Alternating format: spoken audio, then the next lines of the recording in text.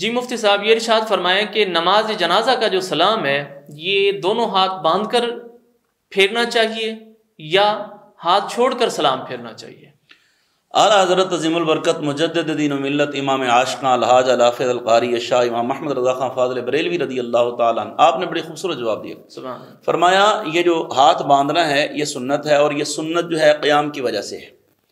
اور قیام جو ہے نماز جنازہ کا جو قیام ہے وہ چوتھی تکبیر کے بعد ختم ہو جاتا ہے، لہذا جب چوتھی تکبیر کہی گئی تو قیام ختم ہو گیا.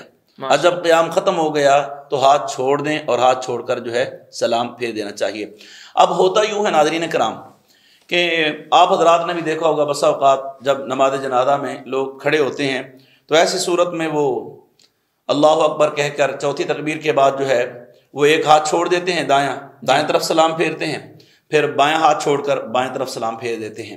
اور کچھ یہ ہے کہ ہاتھ باندھے کھڑے ہوتے ہیں اور السلام علیکم ورحمۃ اللہ، السلام علیکم ورحمۃ اللہ. بالکل. تو یہ جو طریقے تینوں غلط ہیں. مثلا یہ نہیں کہ آپ دائیں ہاتھ چھوڑ دیں اور دائیں طرف سلام پھیر دیں، یہ ایک طریقہ ہو گیا. بائیں ہاتھ چھوڑ دیں بائیں طرف سلام پھیر دیں، یہ دوسرا طریقہ ہو گیا.